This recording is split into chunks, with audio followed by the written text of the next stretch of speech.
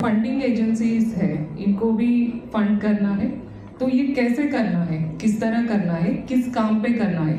अभी सबके मन में ये प्रश्न उठा होगा कि हम काम करना चाहते हैं, बट कौन सा प्रोजेक्ट लेना है, कहाँ पे करना है, कैसे करना है।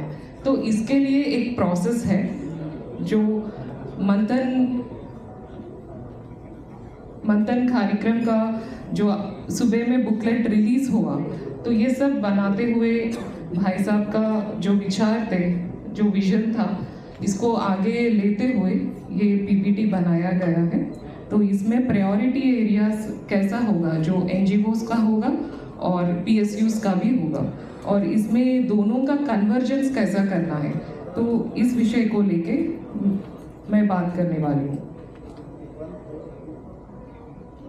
तो इसमें 3 विषय हैं। पहला विषय ये है कि प्रायोरिटी सेटिंग मेथडोलॉजी, तो कौन से विषय पे या कौन सा ग्राम पे कैसे काम करना है, कैसे चूज करना है, तो इसका एक एनालिसिस मैं आपको एग्जाम्पल बताती हूँ, और इसका मैपिंग कैसा करना है वो भी बताती हूँ। और दूसरा विषय होगा क्यों कन्वर्जेंस, किस लिए करना है।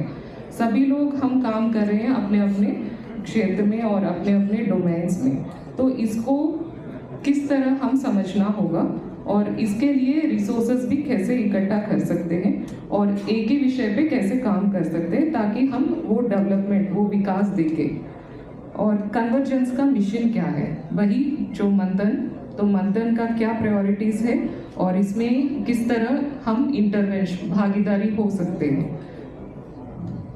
तो मैंने एक एग्जाम्पल लिया है कोस्टल एरिया से। तो कोस्टल एरियाज भी सीमा जागरण मंच के ज्यूरिडिक्शन में आता है। तो इसमें आंध्र प्रदेश श्रीकाकुलम एक बहुत ही कॉर्नर डिस्ट्रिक्ट है जो कोस्टल एरिया में, तो इसका नाम भी नेलवंका है। नेलवंका इज जो तेलुगु में बोलते हैं जो बेंडिंग है। तो दूसरा ये स्लाइड देखे तो आपको दिखाई देगा तो इसका लोकेशन। तो ये विलेज के बारे में मैंने एक प्रोफाइल किया है। तो इसके बारे में हम देखते हैं कि नॉर्मली हम डेटाबेस कैसे कलेक्ट करते हैं। तो हम ऐसा कलेक्ट करते हैं डेटाबेस कि यहाँ पे कितने लोग रहते हैं, कितने फीमेल है, मेल है, एजुकेशन क्या है, इनका घर में क्या है, टीवी है, फ्रिज है, ये सब डेटा कलेक्ट करते हैं, इस तरह करते हैं। तो इसमें हमको समझ में नहीं आएगा कि इसमें कौन सा काम करना है। तो नॉर्मली डेटा कलेक्शन इस तरह से होता है। तो इसको हम दूसरे तरीके से कर सकते हैं, जहाँ पे आप यहाँ पे देख सकते हैं एग्रीकल्चर। तो व्यवसाय क्षेत्र में लेके थोड़ा पैरामीटर्स का क्वेश्चंस है। तो वो क्वेश्चंस, ये पूरा गवर्नमेंट डेटाबेस है जो इंटरनेट में अवेलेबल है, तो आप सभी को भी मिल सकता है। ये मिनिस्ट्री ऑफ रूरल डेवलपमेंट से मैंने लिया है। तो इसमें नंबर ऑफ हाउस होल्ड्स और गवर्नमेंट का सीड सेंटर्स कहाँ अवेलेबिलिटी है आप देख सकते हैं, ग्रीन, येलो और रेड। तो ये जो क्रिटिकल गैप एरिया है वही हमारा प्रायोरिटी है। तो आप देख सकते हैं एग्रीकल्चर का ये सारा विषय, और एग्रीकल्चर एंड लाइवलीहुड को लेके ये है। तो आप देख सकते हैं पूरा ही रेड है। फिर लैंड इंप्रूवमेंट और माइनर इरिगेशन, तो ये आप देख सकते हैं ग्रीन, येलो, रेड। तो मैं अगर स्क्रॉल करें तो बहुत सारा डेटा ऐसा मिलेगा जहाँ पे प्रायोरिटी से हम एनजीओस वो उस क्षेत्र में काम करना होगा। एजुकेशन है, public distribution, financial communication, health में भी आप देख सकते हैं पीएचसी पास में नहीं है, बहुत दूर जाना पड़ेगा उनको। देन गवर्नेंस, वाटर मैनेजमेंट, यहाँ पे ये भी प्रायोरिटी एरिया हो सकती है। Then women and child, malnutrition का इश्यू है वहाँ पे, यहाँ पे देख सकते हैं ये सारे रेड में है। देन पॉवर्टी, तो वहाँ पे अब डेटा के हिसाब से ये है कि थोड़ा ठीक है वहाँ से। एंड सोशल सिक्योरिटी, तो बेनिफिशियरीज थोड़ा कम है जो स्कीम्स अवेल करते हैं। देन ये मैं एग्जाम्पल आपको बता रही हूँ हम प्रायोरिटी कैसे सेट कर सकते हैं। तो एग्जाम्पल है एग्रीकल्चर का जो ऑर्गेनिक फार्मिंग को लेके है, तो वहाँ पे हमको प्रायोरिटी लेना है, क्योंकि सॉइल टेस्टिंग का आप देखें तो there is no soil testing lab near to 5 to 10 kilometres. वो बहुत दूर है, तो इसके वजह से सॉइल टेस्ट नहीं होगा, उसका इंटरवेंशन कैसे कर सकते हैं। तो सॉइल टेस्टिंग आजकल बहुत सारी इनोवेटिव प्रैक्टिसेस आए हैं जो एनजीओ ये डोमेन में काम कर रहे हैं, ये विलेज वैसा चूज कर सकते हैं ये डोमेन के लिए। तो अभी प्रायोरिटी मैपिंग, तो प्रायोरिटी मैपिंग अभी आप देख सकते हैं कि डोमेन के हिसाब से मैं बता रही थी, अभी एग्रीकल्चर में बहुत सारा गैप है, इरिगेशन में गैप है, ये हमारा प्रायोरिटी हो जाएगा। तो प्रायोरिटी सिर्फ एनजीओ का नहीं, प्रायोरिटी फंडिंग एजेंसीज और पीएसयूज के लिए भी है, वो ये डोमेन के लिए फंडिंग कर सकते हैं। तो इस तरह मैंने एक एनालिसिस बनाया। तो अभी प्रायोरिटी मैपिंग एनालिसिस हो गया, इसके बाद थीमेटिक एरिया चूज करना है।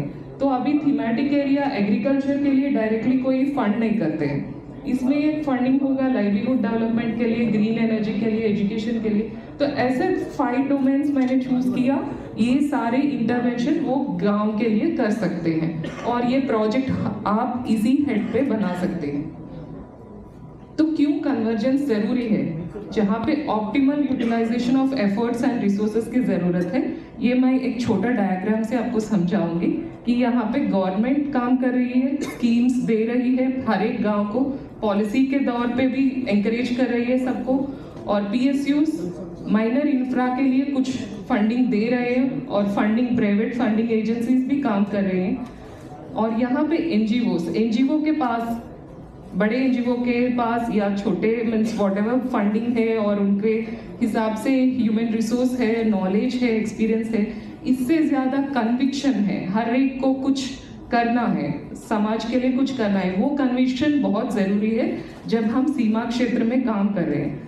अभी सीमा जागरण मंच और अमृता विश्वविद्यालय साथ में हम क्या दे सकते हैं, तो हमको ग्राउंड सपोर्ट दे सकते हैं और मैपिंग के लिए हेल्प कर सकते हैं। अभी आगे का सेशंस है जहाँ पे आपको सीमा जागरण मंच के रिसर्च टीम बताएगी कि कैसे मैप किया है, वो कौन से गांव में आप काम कर सकते हैं। फिर ह्यूमन रिसोर्सेज, वहाँ पे ग्राउंड सपोर्ट के लिए कैसे ह्यूमन रिसोर्सेज आपको ज़रूरत है, उसके लिए आपको एक कांटेक्ट हमसे मिलेगा और कैपेसिटी बिल्डिंग कर सकते हैं हम, स्किलिंग और मेंटरिंग भी कर सकते हैं। तो इस तरह हर एक जो संस्था है अलग अलग काम कर रहे हैं, तो यही विषय हम कन्वर्जेंस करके एक ही विषय पे, एक गांव या एक डोमेन, ये एनजीओ काम करेगा और ये फंडिंग एजेंसी फंड करेगा। तो इस तरह हम मिलके काम कर सकते हैं। और कन्वर्जेंस के लिए एक मिशन तो जरूरी है, वो मिशन है मंथन। तो मंथन आपको पूरी प्लेटफॉर्म देगी और सपोर्ट देगी ऐसे कार्यक्रम करने के लिए, तो आप मिलकर काम कर सकते हैं। तो मंथन का प्रायोरिटीज क्या है, तो ये सारे विषय ये बुक में है, एक हिंदी में है सामने और उसके पीछे इंग्लिश में भी है, दोनों भाषाओं में है। आप देख सकते हैं इसमें मंथन प्रायोरिटीज, और मैं इसको और डिटेलली कैसे मैप करके प्रोजेक्ट प्रपोजल आप कैसे बना सकते हैं ये मैं बताऊंगी आपको। तो CSR जो एक्ट है सेक्शन 135 कंपनीज एक्ट के प्रकार से, तो उसमें शेड्यूल 7 के हिसाब से CSR का पॉलिसी क्या है और मंथन जो प्रोग्राम प्रायोरिटीज है, तो इसका कैसे मिलजुल कर हम प्रोजेक्ट बना सकते हैं।